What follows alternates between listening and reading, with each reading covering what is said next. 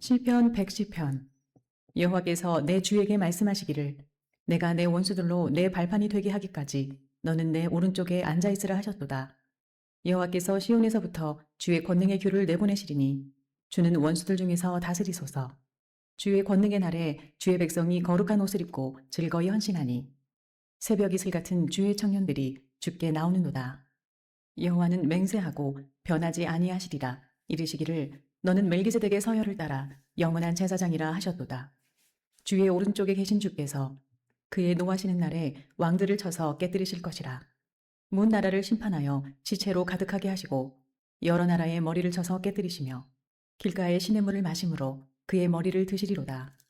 시편 111편. 할렐루야. 내가 정직한 자들의 모임과 회중 가운데에서 전심으로 여호와께 감사하리로다. 여호와께서 행하시는 일들이 크시오니 이를 즐거워하는 자들이 다 기리는도다. 그의 행하시는 일이 존귀하고 엄유하며 그의 의가 영원히 서 있도다. 그의 기적을 사람이 기억하게 하셨으니 여호와는 은혜로우시고 자비로우시도다. 여호와께서 자기를 경외하는 자들에게 양식을 주시며 그의 언약을 영원히 기억하시리로다. 그가 그들에게 문 나라의 기업을 주사 그가 행하시는 일의 능력을 그들에게 알리셨도다. 그의 손이 하는 일은 진실과 정의이며 그의 법도는 다 확실하니 영원 무궁토록 정하신 바요 진실과 정의로 행하신 바로다. 여호와께서 그의 백성을 속량하시며 그의 언약을 영원히 세우셨으니 그의 이름이 거룩하고 지존하시도다. 여호와를 경외함이 지혜의 근본이라.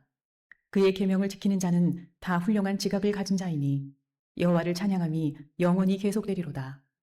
시편 112편. 할렐루야. 여호와를 경외하며 그의 계명을 크게 즐거워하는 자는 복이 있도다.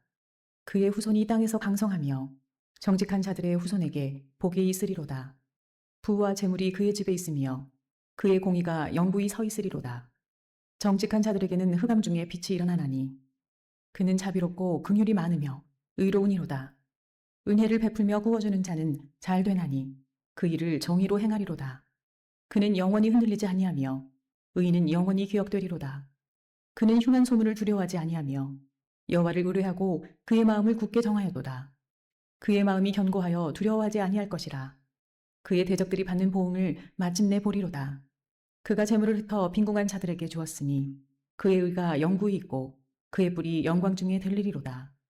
악인은 이를 보고 한탄하여 이를 갈면서 소멸되리니 악인들의 욕망은 사라지리로다. 시편 113편. 할렐루야. 여호와의 종들아 찬양하라. 여호와 이름을 찬양하라. 이제부터 영원까지 여호와 이름을 찬송할지로다. 해 돋는 대에서부터 해 지는 대에까지 여호와 이름이 찬양을 받으시리로다. 여호와는 모든 나라보다 높으시며 그의 영광은 하늘보다 높으시도다. 여호와 우리 하나님과 같은 이가 누구리요? 높은 곳에 앉으셨으나 스스로 낮추사 천지를 살피시고 가난한 자를 먼지 더미에서 일으키시며 궁핍한 자를 거름더미에서 들어세워 지도자들 곧 그의 백성의 지도자들과 함께 세우시며 또 임신하지 못하던 여자를 집에 살게 하사 자녀들을 즐겁게 하는 어머니가 되게 하시는도다. 할렐루야. 시편 114편. 이스라엘이 애굽에서 나오며 야곱의 집안이 언어가 다른 민족에게서 나올 때에 유다는 여호와의 성소가 되고 이스라엘은 그의 영토가 되었도다. 바다가 보고 도망하며 요단은 물러갔으니 산들은 수량들 같이 뛰놀며 작은 산들은 어린 양들 같이 뛰었도다. 바다야, 내가 도망함은 어찌함이며 요단아, 내가 물러감은 어찌함인가. 너희 산들아, 수량들 같이 뛰놀며 작은 산들아, 어린 양들 같이 뛰놀면 어찌함인가. 땅이여, 너는 주 앞 곧 야곱의 하나님 앞에서 떨지어다. 그가 반석을 쳐서 못물이 되게 하시며 차돌로 샘물이 되게 하셨도다. 시편 115편. 여호와여, 영광을 우리에게 돌리지 마옵소서. 우리에게 돌리지 마옵소서. 오직 주는 인자하시고 진실하심으로 주의 이름에만 영광을 돌리소서. 어찌하여 문나라가 그들의 하나님이 이제 어디 있느냐 말하게 하리이까. 오직 우리 하나님은 하늘에 계셔서 원하시는 모든 것을 행하셨나이다. 그들의 우상들은 은과 금이요 사람이 손으로 만든 것이라. 입이 있어도 말하지 못하며, 눈이 있어도 보지 못하며, 귀가 있어도 듣지 못하며, 코가 있어도 냄새 맡지 못하며, 손이 있어도 만지지 못하며, 발이 있어도 걷지 못하며, 목구멍이 있어도 작은 소리조차 내지 못하느니라. 우상들을 만드는 자들과 그것을 의지하는 자들이 다 그와 같으리로다. 이스라엘아, 여호와를 의지하라. 그는 너희의 도움이시요 너희의 방패시로다. 아론의 집이여, 여호와를 의지하라. 그는 너희의 도움이시요 너희의 방패시로다. 여호와를 경외하는 자들아, 너희는 여호와를 의지하여라. 그는 너희의 도움이시요 너희의 방패시로다. 여호와께서 우리를 생각하사 복을 주시되 이스라엘 집에도 복을 주시고 아론의 집에도 복을 주시며 높은 사람이나 낮은 사람을 막론하고 여호와를 경외하는 자들에게 복을 주시리로다. 여호와께서 너희를 곧 너희와 너희의 자손을 더욱 번창하게 하시기를 원하노라. 너희는 천지를 지으신 여호와께 복을 받는 자로다. 하늘은 여호와의 하늘이라도 땅은 사람에게 주셨도다. 죽은 자들은 여호와를 찬양하지 못하나니 적막한 데로 내려가는 자들은 아무도 찬양하지 못하리로다. 우리는 이제부터 영원까지 여호와를 송축하리로다. 할렐루야. 아멘. 네, 우리가 오늘 시편 110편에서 115편까지의 말씀을 읽었습니다. 그 중에서 저는 여러분과 110편 말씀을 함께 나누려고 합니다. 110편 말씀은 다윗의 시 이렇게 표제어가 있고요. 그리고 이 다윗의 시는 신약 성경에 여러 번 인용된 정말 유명한 말씀이죠.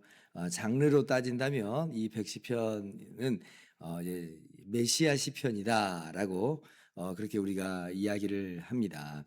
그러니까 이 장차 오시는 이 메시아에 대한 예언이 이 시편에 아주 명확하게 기록이 되어 있다는 거죠.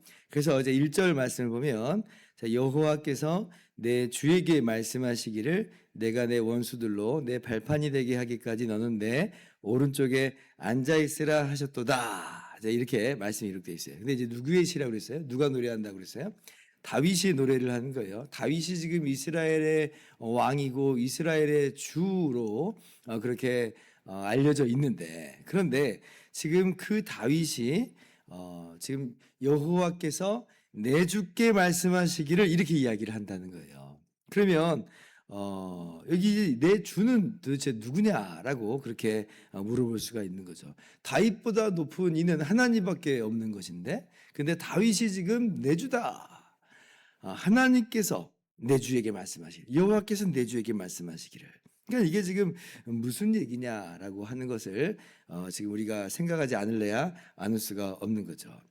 그러니까 당연히 이제 다윗이 여기서 내 주다라고 일컫는 그 존재는 누구냐면 그가 바로 메시아인 것이다라고 하는 거예요. 그래서 우리가 이제 메시아다 이제 그러면 이제 바벨론 포로 이후에, 그러니까 이스라엘이 완전 망하고 그리고 이제 포로로 끌려간 이후에 장차 자신들을 회복시키실 메시아가 오실 것이다 하고 그렇게 메시아를 대망을 했는데, 그런데 그 메시아를 대망하는 메시아에 대한 어떤 인식이라고 하는 게 포로기 이후에 그렇게 강화된 면이 있습니다만은, 그러나 그렇다고 포로기 이후에서야 등장한 개념이 절대 아니에요.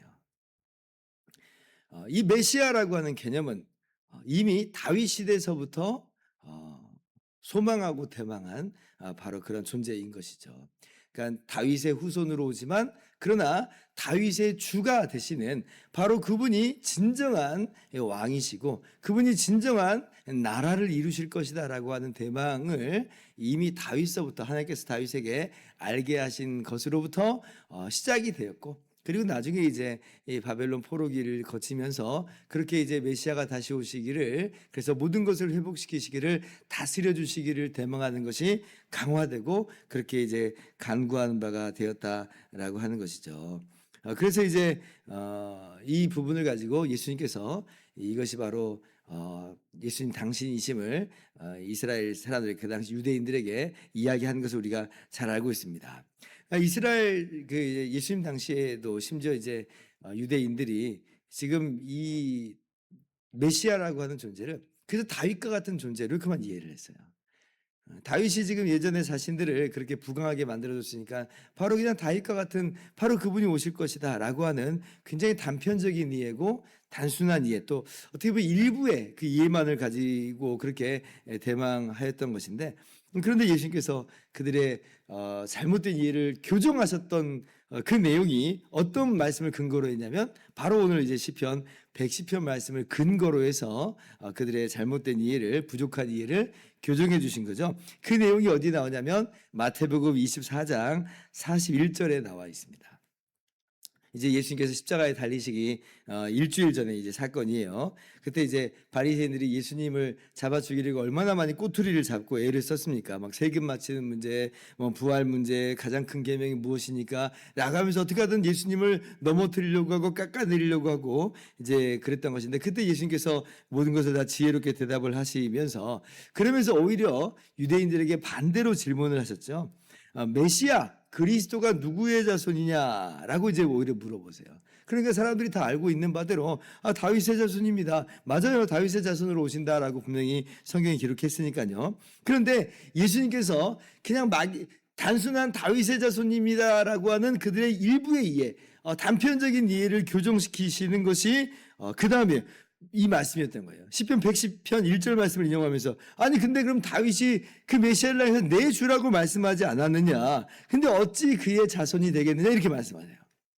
단순한 다윗의 자손만이 아니라는 거죠. 다윗의 자손으로 오시나 뭐예요?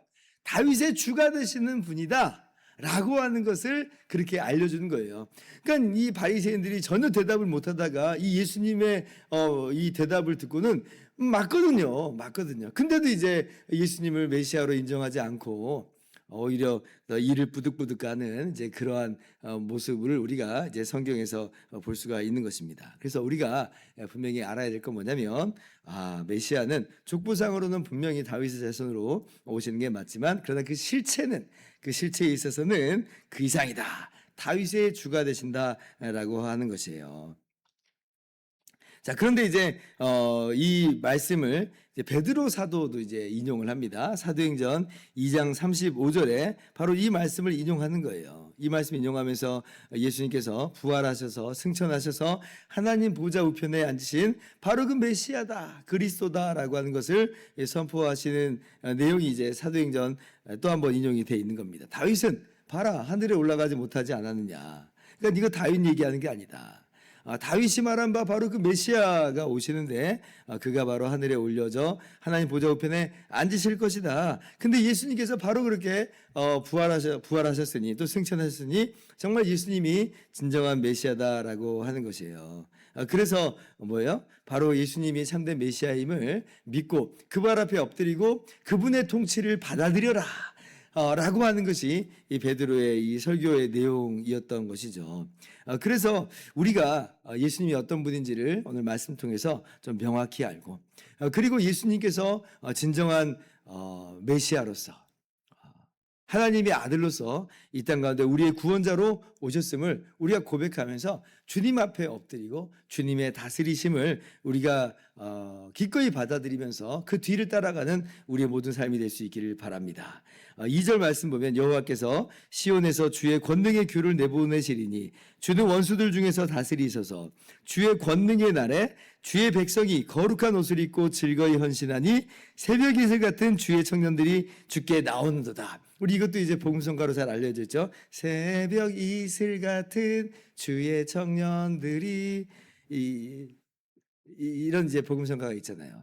마치 이제 그와 같이 우리가 그렇게 새벽 이슬 같은 주의 청년과도 같은 모습으로서 우리의 메시아요, 우리의 왕이신 진정한 하나님의 아들이신 예수님 앞에 엎드려서 그분의 통치를 받고 그분의 다스리심을 받고 우리 예수님을 우리의 왕으로 모시면서 우리의 인생길을 그렇게 걸어가던 우리 모두가 될 수 있기를 바랍니다. 이 땅에서는 당장 그런 주님의 통치가 우리 육안으로 보이는 형태로서는 아닐 때가 많아요. 그러니까 우리가 가끔 막 헷갈리죠. 우리가 뭐 세상을 따라가야 되는 거 아닌가? 세상의 통치를 따라가야 되는 거 아닌가? 그게 진짜 지혜로운 모습이 아닌가? 라고 막 우리가 오해할 때가 너무나도 많고 우리의 마음이 흔들릴 때가 너무나 많아요. 그러나 절대로 그런 것에 우리가 흔들려서는 안 됩니다. 다윗이 내 주다라고 말씀하시는 바로 진정한 메시아가 계세요. 바로 그분이 예수님이고 예수님이 바로 그렇게 하늘로 올려주셔서 지금 만물을 만사를 다스리고 통치하는 왕으로 지금 등극하셨어요.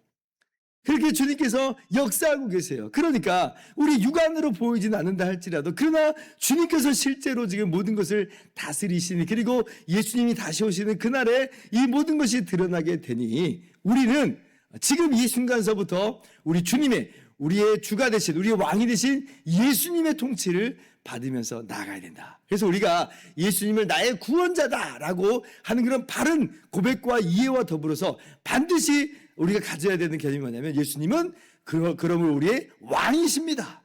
우리의 주인이십니다. 라고 하는 고백이며 또한 그러한 우리의 삶이 있어야 되는 것입니다. 그래서 오늘 그렇게 즐거이 헌신하면서 새벽 이슬 같은 주의 청년들과도 같은 모습으로 그렇게 주님을 따라가는 주께 찬양하는 주께 영광 돌리면서 나아가는 우리 모두가 될 수 있기를 주님의 이름으로 축원합니다. 기도하겠습니다.